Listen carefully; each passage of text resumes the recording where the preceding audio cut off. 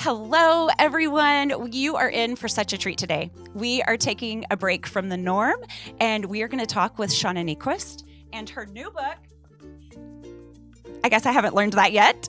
And maybe you already have a copy. Maybe you're familiar with her previous works. Maybe you've seen her on the Today Show. But whatever the case, whatever your familiarity is with one of my very favorite storytellers, I am positive that you're going to simply love this conversation. I hope you hear something that lets you know you are loved and helps you love one another. Welcome to Sinner Saint Sister.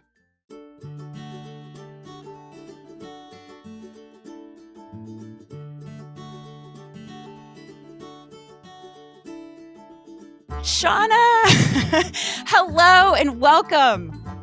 Thank you for having me. Good morning. This is so fun. Good morning. This is such a delight for me. I've been following you for years. I have read your books and been to your conferences. I hang on your posts. I share them with friends, and I'm just really, really grateful that you're here. Oh, thank you. I'm delighted to be here. Thanks for doing this. A couple of months ago, as you know, I had your wonderful husband on the show. And one of the ways that I like to introduce guests to listeners is to ask them, tell us a few things about who and what you love. And of course, he immediately started gushing about you. And when he did, he mentioned what a lovely host you are, just your gift of hospitality. And of course, he meant so much more than setting a table, although you can certainly nail that too. And but as he was talking about this gift of hospitality, he was saying that it's not necessarily your home or your cooking, but instead it's how you make people feel, that you make people feel at home. And I certainly know this to be true myself. I think that you'll probably relate to this feeling of I feel like I'm always having to put something down or pick something up in order to truly belong anywhere. It's like there's always this kind of tugging thought in the back of my head that says, if these people really knew what you were thinking or feeling or struggling with, I'm not sure that I would be wholly welcome here. But there is something about you, Shauna, and I don't know if it's being non-judgmental. I don't know if it's this calm acceptance. I don't know what it is, but there's something about you that allows people to be perfectly honest in your presence. Do you have any insight into this hospitality quality of yours? What is your secret to loving so well? Oh my goodness. Well, first of all, that is an incredible compliment. Thank you. I mean it so much. Wow. I would say a couple things. I think each of us are born with a particular, and people use all different words for it. Some people use the word vocation or calling or core passion or core identity. The center of the center for me is hospitality. And you're exactly right. I think sometimes people think that when they come to my house, it's going to be a lot fancier than it is. But I've got like a little woodland village on the table for every, Right. I'm really like not a fancy host at all, but, what makes me feel the most at home in my own skin and on the planet is when I have an opportunity to hold space for a person or a group of people and say, like, you're safe here and I see you. And it matters to me that you're in my home, and what can I do to make you feel nourished and nurtured? So that's, it's when I feel the most at home in my own skin. Yeah. And so you can love well from that place of confidence or comfort or whatever. It's really beautiful. You create with your words such a personal experience. There's such an intimate bond between writer and reader. It's an intimate relationship, really. And you as the writer are always going first, and it's so brave, but it's also invulnerable, but it's also really, really humble. And just the title of this book, I guess I haven't learned that yet. Just the title, like right from the get-go, it screams humility. Can you tell us how you came up with this title?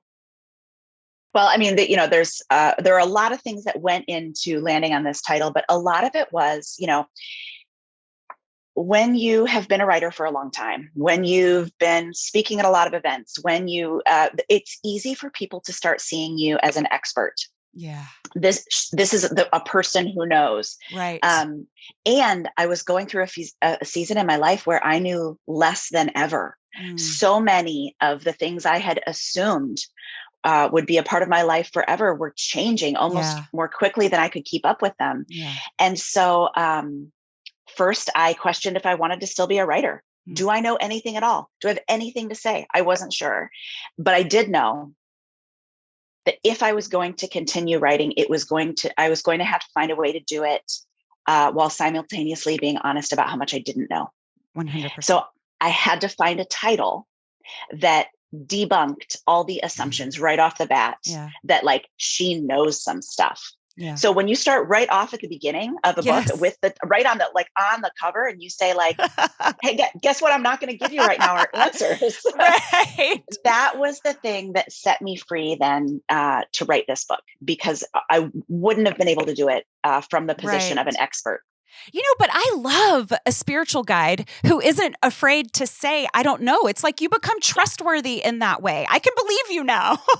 You know, it's like you can be confident about these few things that you know, and then you can be unconfident about these things that you're admitting you don't know yet. And it's like, well, now I can believe you. Let's, you know, it's such a great place to start. It's so disarming too. You know, Johnny Carson, we're about the same age, so I know you know, but Johnny Carson had this tagline that he would use with everyone. And I don't even know that he knew he was doing it, but it was just this way to make people feel comfortable and to get their best. He would look at them and so sincerely say, I did not know that. I did not know that.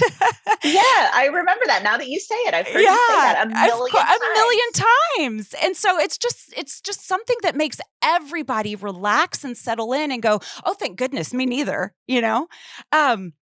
I love how when you're telling the story about your kids and all of their new experiences moving to New York, and you just putting it very plainly, you know, as they were learning all these new things, that you just put it plainly, you're not dumb, you're new. You know, like there are things that we're not born knowing.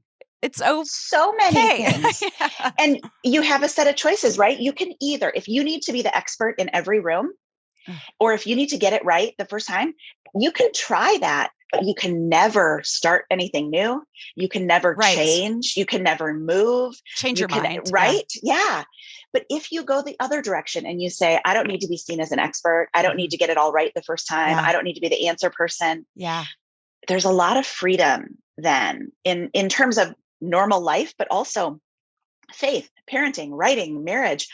All of a sudden, when you get to be curious and to be a learner, things really start to unlock. Absolutely. It's a very life-giving way to live. Yeah. And we live in this culture where confidence is admired and mistakes are mocked.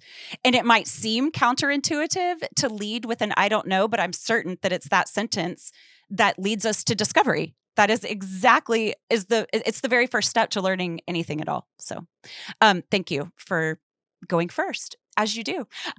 So you write early on that there are that there are seasons for tidy prose, and that this is decidedly not one of them. I laughed out loud when I read that, because I'm like, oh my gosh, we are all so battered and bruised, you know. And for me personally, I feel like it has been this very slow degradation of my ability to function in any of the ways that have been normal for me. And when I read what your mom said to you, it was kind of a cautioning of sorts that was like, hey, just so you know, there was this time in my mid 40s where everything that worked for me quit working all at the same time. I mean, I read that and I put the book down, and I don't know what I did exactly. I probably just stared at the ceiling, but it was one of those moments where someone says something and you have this recognition of, oh, that's true for me too. And so much of this book, Shauna, is a grief response of yours. It's a trauma response. It was a time where you felt unrecognizable to yourself. And you mentioned specifically some very important tools that you used. So how'd you get from there to here? Slowly and poorly, but also really good therapy, walking, connection, even when all you want to do is isolate, silence, writing, poetry. I mean, I feel like I tried everything, and that's sort of what this season is about, right? I would be the last person to say, I know the 3 things that are going to help you through your season of grief or terror or trauma or whatever. But I do know like 50 things that I tried, and you could try a handful of them. Sure. And some will work for you that didn't work for me, and they'll be different. But the point is, let's try a bunch of stuff. Right. Let's open ourselves up and be curious and see what might work. Yeah. Because we're all coming out of, collectively and individually, a profoundly, use the word like degrading. It was like, like this slow, we kept thinking we were hitting the bottom and the bottom kept getting deeper, right? Yeah. And we're still, a lot of us, grappling with the effects this season has had on all different parts of our lives. And so I think I do not have a silver bullet, but I know that there are ways that we can keep moving forward. And I want all of us to feel the freedom to keep trying, even if they're not the right ones. Try another one, try another one, try another one. You know, at the bottom of all of that is you talk a lot about self-compassion. And you taught me in a previous book, I don't know if it was called Tangerines or Bread and Wine, but you talk about you were struggling with some forgiveness, as we all have.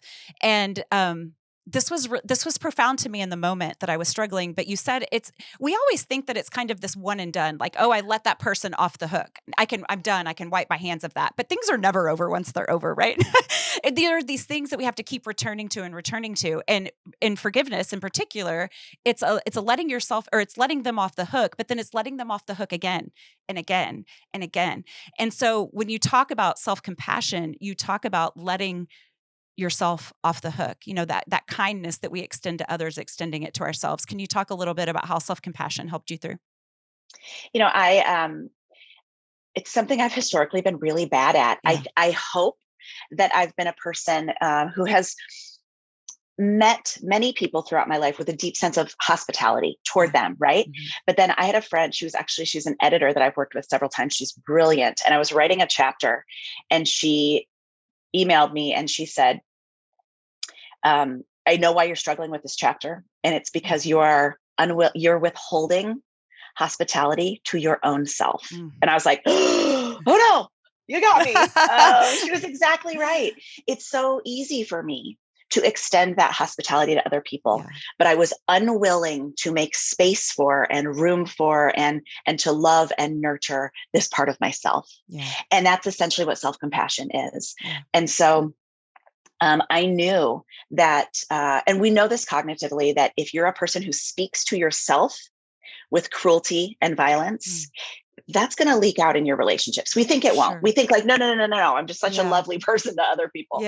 But the way you speak to yourself matters. It matters because of what it does in your own self. It matters for the people that you're around. And so I became very aware of the fact that if I wanted to be a person of great empathy and compassion, it had to start with the way I speak to my own self.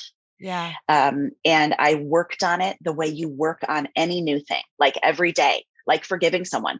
Like I had to try to let myself off the hook every single day. I had to, and it feels really like fakey and terrible at first. It feels like very Instagram-y yoga, like you're so beautiful. I was like, that does not feel right to me. I don't like trying this. But I kept doing it. I kept saying like, actually, this is a thing that really, really helped me. I have a friend named Joanna, and she was speaking at an event, and she had every single person. I love this so much. She had every single person get out their phone and open the notes app. And she said, I want you to think of someone in your life that you love, that you know also is struggling. And I want you to write them a 3-line note. Dear Diana, I see what you're carrying. I see how brave you are, and I love you.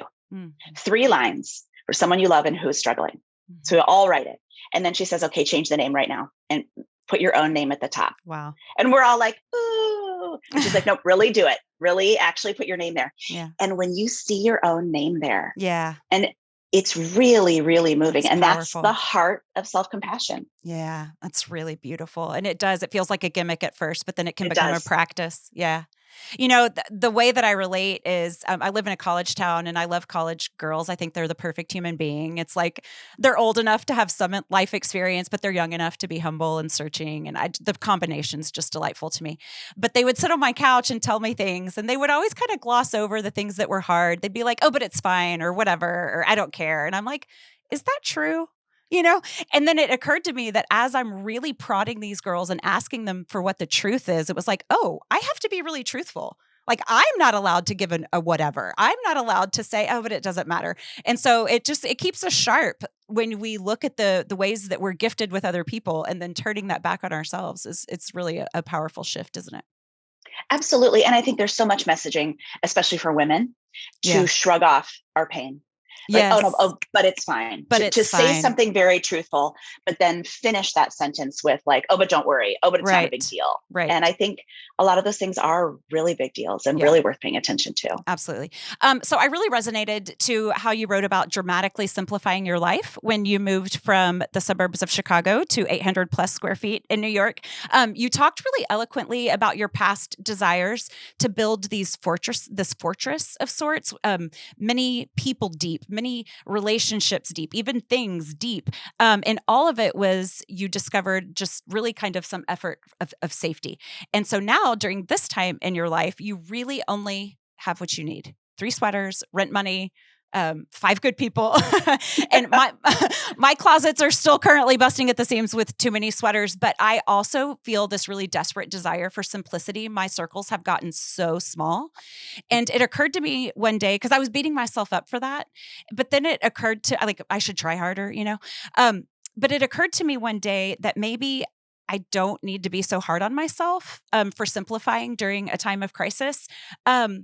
I'm curious what your thoughts are now. Like, where are you now? Is this a new way for you to live, or is it just kind of a way to take care of yourself during this time of healing? Well, one thing I do know is that nothing has to be forever, right? Yeah. The way I did it before doesn't have to continue. Right. The way I'm doing it now and wasn't might be wrong. forever. Might not have. Right. That there are so many right and lovely ways to live. Yeah. And we can change throughout the course of our lives, and not every season has to look the same. So I would say there was a season that felt very small. The combination of newly having moved somewhere and being, kind of in a fog of a lot of grief and heartbreak, and then a global pandemic, things got very, very, very small. Yeah. I don't think they'll be quite that small forever, but I also don't think they'll be quite as big as they were before. Yeah. And a lot of it depends on the other circumstances in your life, right? Like, it's okay to make things a little bit smaller when you have a new baby, or when you're caring for aging parents, or when you're in the middle of a big creative project. And I think you just have to look at the whole picture altogether. A lot of times we think there are rules for everyone for every season. Yes. What's on your plate? Stagnant, what are you building? Instead of dynamic. Yeah. Yeah. What's your capacity? What's happening when your physical and mental health?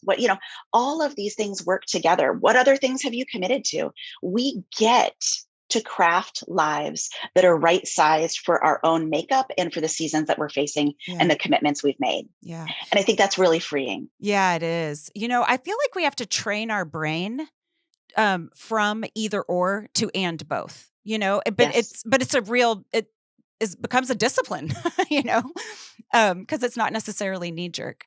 What are you hopeful for, Shauna? Meaning, what gives me hope, or what do I want in the future? Both. Okay. And both. Okay. Yeah. It sounds so cliche right now, but it's so true right now. I feel like everyone's saying, because it's true, we have never so badly needed a springtime. Oh, amen. Right?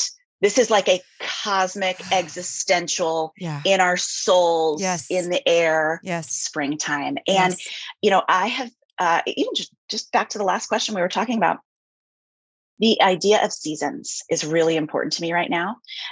Nature teaches us how we ought to live, in the sense that there is a season for everything coming to life and being beautiful and blooming, and then it all dies. Mm-hmm. And then there's a season of quiet and cold and silence. Mm-hmm. And then after that, you get new life. Yeah. That's how it works. And I'm sort of the last to know, right? I think everything should be blooming and summertime all the time. Right. It's just not how our world works. Yeah. And so the more that we can delight in spring and in summer, and then let go and affirm that the letting go of autumn and the silence of winter, that's a healthy cycle. So I would say I am like holding with both hands to this springtime that we've needed so much. Yeah. But I also am not naive enough anymore to believe that now all we get is spring. That's right. That's right. And we can lean into those winter times because we spend so much time trying to avoid the metaphorical winter, right? It's like we don't want to get to that low or that dark. But I'm certain that leaning into it is exactly what paves the way to that high. But when we're trying to lop off the edges all the time, I don't think that we can get our fullest extent of joy if we haven't experienced this fullest extent of despair. Absolutely. And to extend the metaphor a little bit, where I live these days would be sort of like what they talk about with like micro seasons. I'm not expecting a year and a half of pure joy. Right. I want a little bit of joy today and a little bit more tomorrow, right alongside the pain, right alongside the chaos. I don't need joy to be 100% uncomplicated by any darkness or uncertainty. I don't think that exists for any of us, but I am absolutely willing to grab on with both hands to little fleeting moments of joy when I can get them, right? 10 great minutes, I'll take it. Yes. I don't need a guarantee anymore of how great it's going to be for how long. Yeah. When I find it, I hold on to it and I keep it. And you have all these experiences to look back on and say, spring came. It always does. No one starts out willing to wait, but you can look back and be like, every time spring came. Here we are. Time. Shauna, you are a sage and a sister, and there is this disinfecting quality to the light, and you shine it absolutely everywhere you go by telling the truth and going first and welcoming people just as they are. And it was such an honor to talk to you today. God bless you and bless you. Everybody, please go pick up your copy of, I guess I haven't learned that yet. Will you tell people how to follow along and get more and more of your goodness? Oh, thank you so much. That was so kind. So the place where I am most often is Instagram. My name there is just S. Niequist, and all of the information about the book should be there. I feel like I'm looking at your copy. Is it a Barnes & Noble special edition? It is. Yes. Okay. Barnes & Noble has an amazing special edition. We had one extra essay that was very, very long that we could not find a place for. And I really wanted to include it in the book. And Barnes & Noble said, we would love to include it in our version. Yay! So there's a long awesome. extra essay. Yeah. There's a long extra essay about the writing process and a book list of the books that really kind of carried me through the last couple of years. Awesome. So that Barnes & Noble one is one I'm pretty excited about. But there's an audio version also that has like an extra, it's our family's perfect 3 days in New York City. So it's got like 100 restaurant recommendations and like 3 museums. Cool. But yeah, you can get it everywhere. Thank you. Awesome. I love your approach to writing, just real quick as an aside, that you don't really pin yourself down to one thing. Like you have a very expansive approach and not a junk drawer, not the junk drawer. I was just going to say a little bit toward the junk drawer. I get it. So I appreciate that. I was talking with a writer friend of mine and we were like, oh, this feels so liberating. Thank you, Shauna, a million times over. Guys, please like and subscribe to Center Saint Sister and go get more of Shauna Niequist wherever you can. Thanks a lot. Thank you. Today's show was a production of Allison Sullivan in conjunction with the Forte Catholic Podcast Network. For more great Catholic podcasts, head on over to fortecatholic.com/podcasts or wherever you listen to podcasts.